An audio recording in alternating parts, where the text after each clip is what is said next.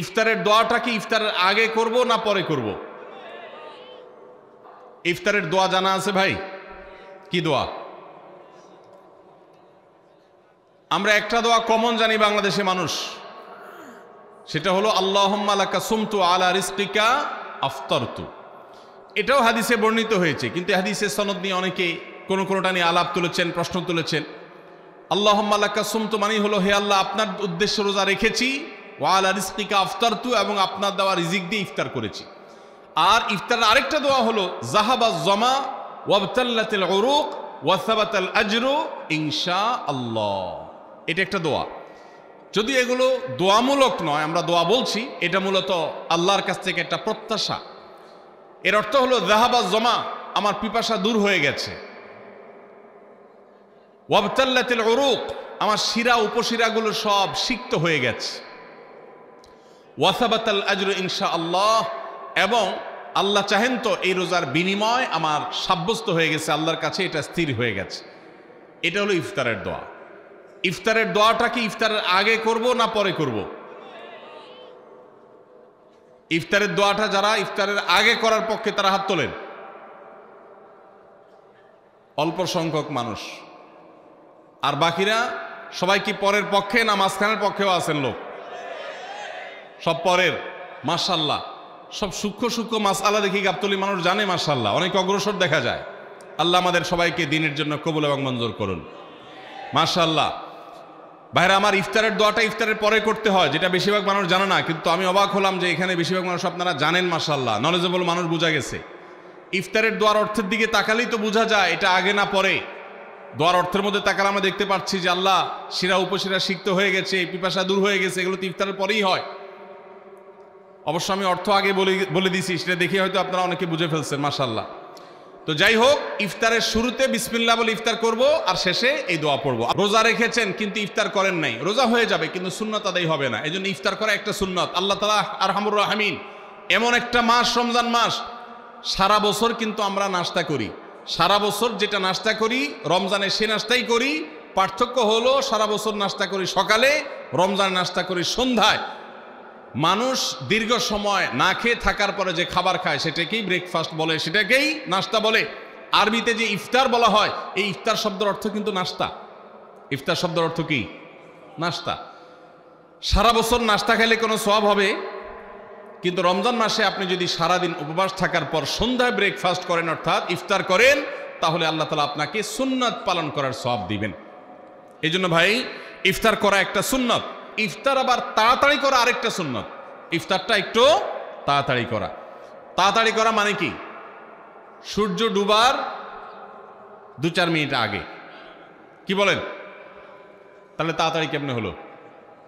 তাড়াতাড়ি মানে হলো সূর্য ডুবার সাথে সাথে করা, বিলম্ব বা দেরি না করা। নবী করিম সাল্লাল্লাহু আলাইহি ওয়াসাল্লামের ওই হাদিস আবারও আমরা স্মরণ করি। তিনি বলেছেন, লা ইয়াজালুন নাসু বিখাইরিন মা আজ্জালুল ফুতুর ওয়া আখারুস সাহুর। এই মানুষ, এই উম্মত ততদিন কল্যাণের উপরে প্রতিষ্ঠিত থাকবে যতদিন তারা ইফতার তাড়াতাড়ি করবে আর সাহরি দেরিতে করবে। ইফতার তাড়াতাড়ি করা এর মানে হলো সূর্য ডুবছে আর দেরি করবেন না। শিয়ারা এবং ইহুদিরা, তাদের মধ্যে রোজা আছে, ফাস্টিং আছে, তারা সেই রোজায় ইফতার করে হলো চতুর্দিক অন্ধকার হয়ে যাওয়ার পর, সূর্য ডুবার পর পর ইফতার করে না। তো এই জন্য নবী সাল্লাল্লাহু আলাইহি সাল্লামের আদর্শ হলো তার বিপরীত, অর্থাৎ সূর্য ডুবার পর পর ইফতার করে ফেলা, অতিরিক্ত বিলম্ব না করা। আল্লাহ আমাদেরকে আমলের তৌফিক দান করুন। ইফতারে আপনি অন্য যা খান না খান, খেজুর দিয়ে খাবেন। নবী সাল্লাল্লাহু আলাইহি সাল্লাম আদা পাকা আদা খেজুর দিয়ে ইফতার করতেন, যেটাকে রোতাব বলা হয়। আর যদি সেটা না পাওয়া যেত, সাধারণ যে কোনো খেজুর, সেটাও না পাওয়া গেলে একটু পানি খেয়ে তারপর তিনি ইফতার করতেন। আমরা ইফতারে খেজুর খেতে হয় সুন্নাহ, এটা আমরা জানি, কিন্তু যেটা জানি না সেটা হলো সাহরিতে খেজুর খাওয়া। ভোর রাতে সাহরিতে খেজুর খাওয়া সুন্নত। এটা আগে কে কে জানতেন? হাত তোলেন। আগে জানতেন? মাশাআল্লাহ, হাত নামান। গত বছর রমজানে সাহরিতে ভাত তরকারি যাই খাইছেন না খাইছেন, একটা হলো খেজুর খাইছেন, কারা কারা হাত তোলেন? মাশাআল্লাহ, এদিকে সব আমল করা মানুষ, মাশাআল্লাহ। তাহলে তার ওয়াজ টোয়াজের কোনো দরকার নাই। এত নলেজেবল মানুষ, এত আমলদার মানুষ যদি এলাকায় থাকে, তাহলে ওয়াজের দরকারটা কি? আল্লাহ আমাদের সবাইকে আমলের তৌফিক দান করুন। ভাইরা আমার, ইফতারে খেজুর খাওয়া যেমন সুন্নাত, সাহরিতেও খেজুর খাওয়া সুন্নাত, কিন্তু খেজুর খাওয়া কোনো ফরজ ওয়াজিব না। খেজুরের দাম বেশি হয়ে গেছে, আপনি কিনতে অপারগ, যদি একটা খেজুরও পুরো রমজানে না খান আপনার রোজার কোনো অসুবিধা হবে। তবে নবী সাল্লাল্লাহু আলাইহি ওয়াসাল্লাম যেহেতু ইফতার এবং সাহরিতে খেজুর খেতেন, আর খেজুরে প্রচুর পরিমাণ সুগার আছে, উপকারী, যেটা মানুষের স্বাস্থ্যের জন্য উপকারী, প্রচুর পরিমাণ এনার্জি আছে, খাদ্য শক্তি আছে, সারাদিন রোজা রেখে আমাদের যে সুগারের ঘাটতি হয় সেটা পূরণ করার জন্য সহায়ক হয়। এই জন্য সাহরি এবং ইফতারে খেজুর খাওয়া এমনিতেও উপকারী। আর নবী সাল্লাল্লাহু আলাইহি ওয়াসাল্লামের সুন্নাত, তিনি বলেছেন নি'মা সাহুরুল মুমিনি আত-তামার, ইমানদারের সাহারির আইটেমের মধ্যে সবচেয়ে বেস্ট উত্তম হলো খেজুর। এই জন্য অন্য যাই খান না খান একটু হলো, এক পিস হলো খেজুর খাবেন, ইনশাআল্লাহ সুন্নাত আদায় করার নিয়তে খেলে এই খেজুর সুন্নাতটা আদায় হয়ে যাবে, আল্লাহ তাআলা তা চাহেন। তো তাহলে 9 নম্বর আমল পেলাম হলো সাহরি এবং ইফতারিতে খেজুর খাওয়া। 10 নম্বর আমল হলো সকল প্রকার পাপাচার বর্জন করা, গুনাহের কাজ থেকে বিরত থাকা। এইটা হলো রমজান মাসের দ্বিতীয় সর্বোচ্চ গুরুত্বপূর্ণ আমল। সিরিয়ালে আমরা 10 নম্বরে বলেছি, কিন্তু 27টা রমজানের স্পেশাল আমলের মধ্যে সবচেয়ে গুরুত্বপূর্ণ আমল হলো রোজা রাখা, আর দ্বিতীয় সর্বোচ্চ গুরুত্বপূর্ণ আমল হলো সব ধরনের পাপাচার বর্জন করা, গুনাহের কাজ ত্যাগ করা। যদি কেউ রমজানে রোজা রাখে আবার চোখ দিয়ে হারাম জিনিস মোবাইলে দেখে, স্ক্রিনে দেখে, পত্রিকার পাতায় দেখে, অফলাইনে দেখে, পরনারীর দিকে তাকায় থাকে, সে যদি কান দিয়ে হারাম জিনিস শুনে, গান বাদ্য, এই সমস্ত কিছু সে যদি উপভোগ করে, তাহলে তার এই রোজা আর উপোস থাকার মধ্যে কোনো পার্থক্য। মনে রাখবেন, রোজা শুধু পেটের হয় না, রোজা চোখের হয়, রোজা কানের হয়, রোজা হাতের হয়, রোজা মুখের হয়, রোজা শরীরের প্রত্যেকটা অঙ্গ প্রত্যঙ্গের হয়। একজন মানুষ যখন তার পুরো শরীরে রোজা করে, সে যখন সকল অঙ্গ প্রত্যঙ্গ দিয়ে আল্লাহর আনুগত্য করে, আল্লাহর নাফরমানি থেকে বেরিয়ে আসে, তখন সে সত্যিকারের রোজাদার হয়। আর যে শুধুমাত্র দিনের বেলায় পানাহার বর্জন করে, যৌনাচার বর্জন করে, আর সমস্ত পাপাচার অপকর্ম সে যথারীতি অন্য সময়ের মতো রমজান মাসেও করে, এই রোজাদার পেটের রোজা রেখেছে কিন্তু তার শরীরের অন্য অন্য অঙ্গ প্রত্যঙ্গগুলো আল্লাহর কথা শুনে নাই, সো সেগুলো কিন্তু রোজা রাখে নাই। এই রোজা আল্লাহর কাছে মাকবুল এবং গ্রহণযোগ্য রোজা হতে পারে না। অতএব আমরা রমজান মাসে সব ধরনের গুনাহের কাজ বর্জন করবো তো ইনশাআল্লাহ। প্রিয় ভাইরা আমার, রোজা কিন্তু আমাদের সাথে কথা বলে। রোজার ভাষা আমরা অনেকে জানি না, কি বলে সেটা অনেকে বুঝি না, কিন্তু রোজা আমাদের সাথে কথা বলে। কি কথা? সিয়াম শব্দের অর্থ, আমরা যেটাকে রোজা বলছি সেটা কোরআনের ভাষায় বলা হয় সিয়াম, হাদিসে বলা হয়েছে সেটাকে সওম বা সিয়াম। এই সওম বা সিয়াম একই শব্দ, এর অর্থ হলো বিরত থাকা। এর অর্থ হলো কি ভাই? বিরত থাকা, ব্রেক দিতে জানা। আল্লাহ রাব্বুল আলামিন রোজার মতো ইবাদত দিয়েছেন আমাদেরকে জীবনে ব্রেক দেওয়ার অভ্যাস গড়ে তোলার জন্য। আমরা যেন ব্রেক দিতে শিখি, আমরা যেন থামতে শিখি, আমরা যেন নিজেদেরকে নিয়ন্ত্রণ করতে শিখি। ইসলামের যে বৈশিষ্ট্য, ইসলামের যে বিউটি, ইসলামের যে সৌন্দর্য, সেটা হলো ইসলাম পৃথিবীর মানুষকে আত্মনিয়ন্ত্রণ করবার কথা বলে। আজ ভোগবাদী পৃথিবীর যেদিকে তাকাবেন, চতুর্দিকে দেখতে পাবেন শুধু ভোগের হাতছানি।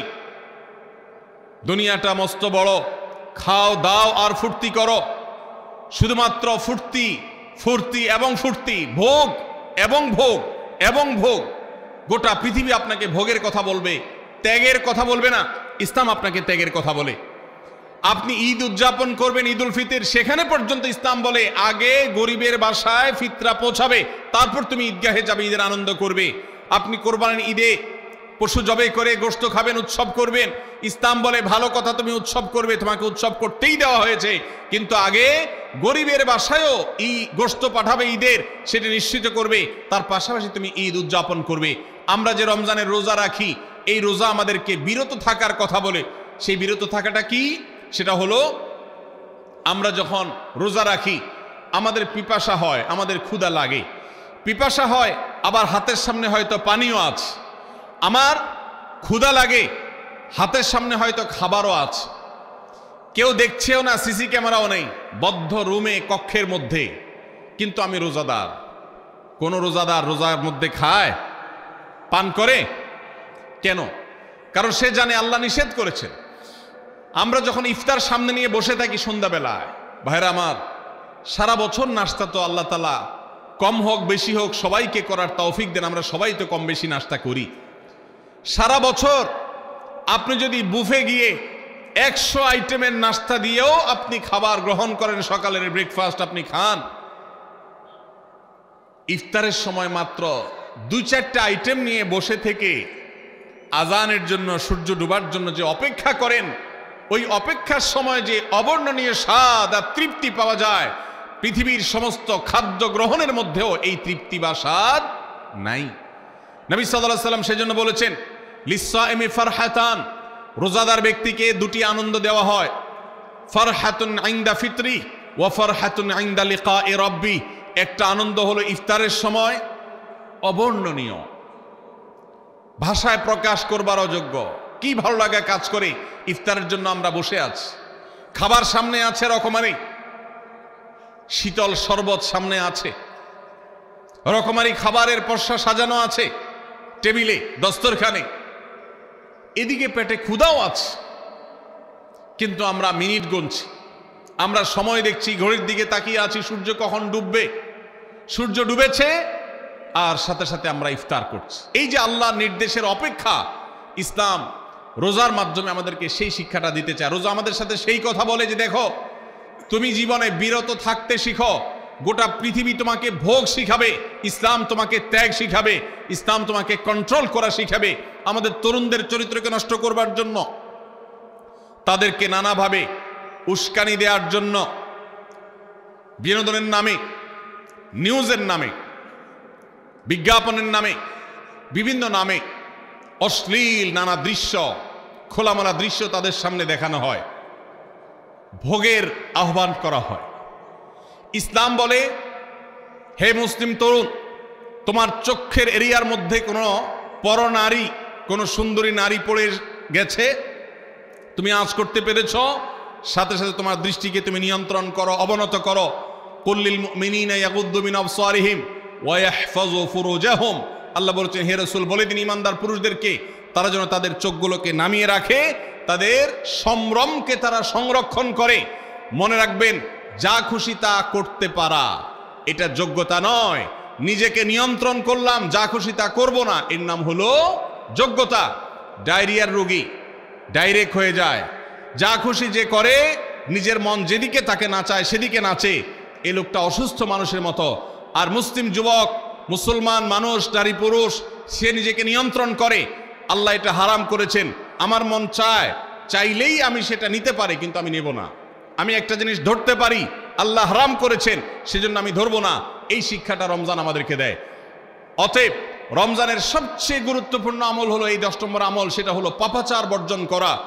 নবী সাল্লাল্লাহু আলাইহি ওয়াসাল্লাম বলেছেন, যে ব্যক্তি রমজানে রোজা রাখলো আর পাপাচার বর্জন করলো না, তাহলে এই রোজা রাখার উপোস থাকার ভিতরে কোনো পার্থক্য নাই। আল্লাহ আমাদের সবাইকে রমজান মাসে রোজা থেকে সকল হারাম, সকল নাজায়েজ কাজ, সকল গুনাহের কাজ ছাড়ার তৌফিক দান করুন, বলুন আমিন।